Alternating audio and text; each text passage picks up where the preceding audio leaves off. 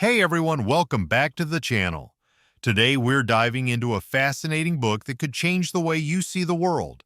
I'm talking about Influence, the Psychology of Persuasion by Robert Cialdini. This book is all about how we are constantly being influenced and manipulated, often without even realizing it. Whether it's in our personal relationships, at work, or just walking down the street, Cialdini breaks down the psychological tricks that make us say yes to things we didn't even think we wanted. So, if you're ready to learn how to spot these tactics and maybe even use them yourself, keep watching. Lesson 1. The power of reciprocity. When someone does something for us, we feel obligated to return the favor. This might seem like common sense, but the depth of its influence is extraordinary. Companies and marketers have mastered the art of using reciprocity to get us to spend money or commit to actions we wouldn't normally consider. Imagine you're walking through a mall and a friendly salesperson offers you a free sample. You weren't planning on buying anything, but suddenly you feel a slight pressure to reciprocate their kindness by purchasing the full product. This isn't just a coincidence, it's a well-researched psychological tactic. Even small favors, like a free pen or an unsolicited compliment, can trigger this deep-rooted response. It's why nonprofits often send small gifts like address labels or stickers in the mail. They know you're more likely to donate afterward. Cialdini delves into experiments that illustrate how powerful reciprocity can be. In one study, participants who received a small, unsolicited favor were significantly more likely to comply with a larger request later on.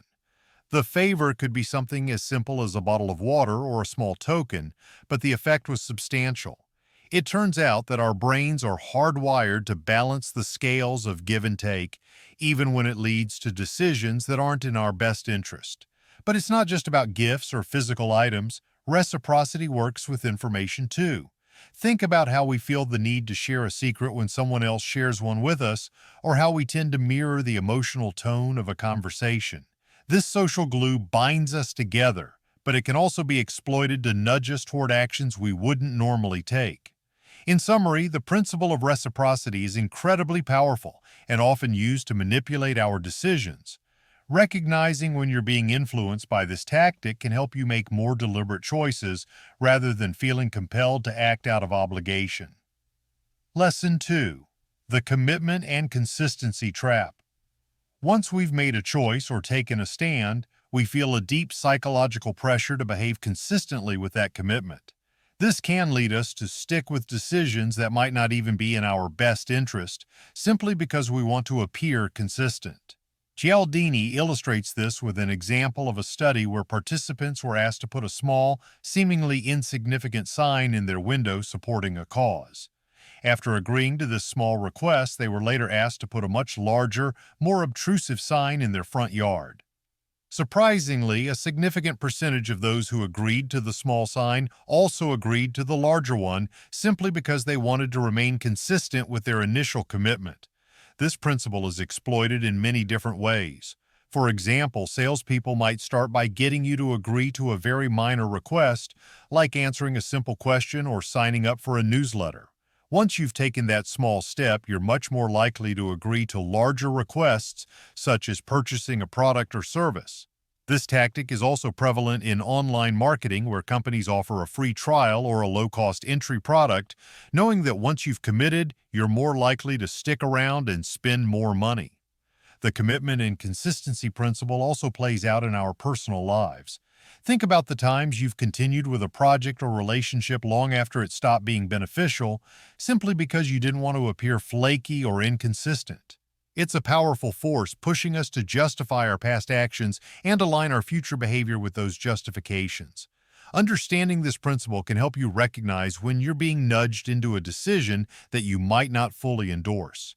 It can also help you break free from the chains of past commitments that no longer serve your best interests. Lesson 3.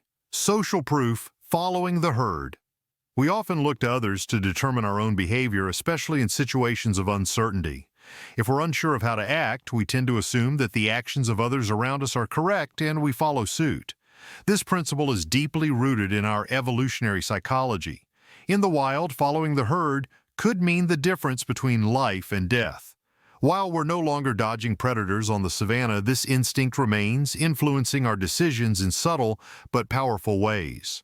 Cialdini cites several studies to illustrate the effectiveness of social proof. One classic example is the use of laugh tracks in television shows. Even though we know the laughter is canned and not genuine, it still influences us to find the show funnier. Similarly, when we're in a restaurant and see a dish labeled as the most popular item, we're more likely to order it, trusting that the crowd's choice must be the right one. This principle also plays a significant role in the digital age. Think about the last time you bought something online. Chances are you looked at the reviews before making a decision. Even a product with hundreds of glowing reviews can sway us to make a purchase, even if we have some doubts about it. Marketers know this and often leverage customer testimonials, ratings, and the number of likes or shares on social media to create a sense of social proof that nudges us toward action. Social proof isn't just about products, though. It can influence our behavior in many areas of life. For example, if you see a crowd gathered on the street, you're likely to stop and see what's going on simply because everyone else is doing it. This effect is also why viral trends take off so quickly. Once something gains a little momentum, it can snowball as more and more people jump on the bandwagon. While social proof can be a helpful guide in some situations, it's important to be aware of when you're being influenced by it. Just because everyone else is doing something doesn't mean it's the right choice for you. Recognizing the power of social proof can help you make more conscious decisions rather than simply going along with the crowd. Lesson 4. The authority principle. Why we obey. Another powerful tool of persuasion is the authority principle, which is based on our deep-seated respect for authority figures. From a young age, we're taught to obey those in positions of power, whether they're parents, teachers, or experts in a given field. This tendency to defer to authority can be easily exploited, often leading us to make decisions without fully questioning them. Cialdini discusses how authority can be conveyed through various means, such as titles, clothing, or even the way someone speaks. For example, we're more likely to trust a doctor wearing a lab coat than someone in casual attire, even if both are equally qualified. This respect for authority is so ingrained that we often comply with requests or follow advice without fully considering whether it's in our best interest. One of the most famous experiments illustrating the authority principle is the Milgram experiment. Participants were instructed to administer increasingly severe electric shocks to a stranger, who was actually an actor, whenever they answered a question incorrectly. Despite the apparent distress of the stranger, many participants continued to administer shocks simply because they were told to do so by an authority figure in a lab coat. This experiment revealed just how powerful our obedience to authority can be, even when it conflicts with our moral values. In the business world, the authority principle is frequently used to influence consumer behavior. Advertisements often feature endorsements from experts, celebrities, or industry leaders, leveraging their authority to persuade us to buy a product or service. Even in everyday interactions, people may use titles or affiliations to establish authority and influence others. Recognizing the authority principle can help you become more critical of the information and advice you receive. Just because someone appears authoritative doesn't necessarily mean their guidance is in your best interest.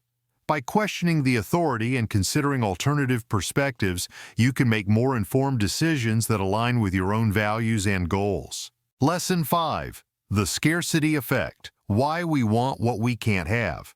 We tend to place a higher value on things that are scarce or hard to obtain.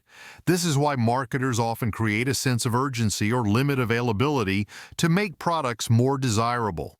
Whether it's a limited time offer, a countdown timer, or a while supplies last message, scarcity taps into our fear of missing out, FOMO, and drives us to take action. Cialdini discusses how scarcity not only applies to physical goods, but also to opportunities and information. For example, when information is presented as exclusive or confidential, we're more likely to pay attention and consider it valuable. This is why insider tips, secrets, and behind-the-scenes content are so effective in capturing our interest. One classic experiment that illustrates the scarcity principle involved cookies. Participants were given a jar of cookies, but for some the jar contained only 2 cookies, while for others it contained 10. Despite the cookies being identical, participants rated the cookies in the nearly empty jar as more desirable and delicious than those in the fuller jar. This experiment highlights how scarcity can influence our perception of value, even when the actual quality of the item hasn't changed. Scarcity also plays a significant role in social dynamics. For instance, when we believe that someone's time, attention, or affection is scarce, we're more likely to pursue it. This is why playing hard to get can be an effective dating strategy. People are often more attracted to those who seem less available. However, the scarcity principle can also lead us to make impulsive decisions. When we feel that something is scarce, we may act quickly and without much thought, driven by the fear of missing out. This can lead to regrettable purchases or choices that don't align with our long-term goals. By recognizing when the scarcity principle is being used to influence you, you can pause and consider whether the urgency or limited availability is real or artificially created. This awareness can help you make more deliberate and thoughtful decisions rather than being swayed by the illusion of scarcity. Lesson 6. Liking. The influence of personal connection. We're more likely to be influenced by people we like. This may seem obvious, but the ways in which this principle is exploited are often subtle and sophisticated.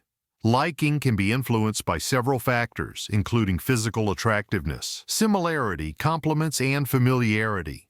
For example, we tend to like people who are similar to us, whether in terms of interests, values, or background.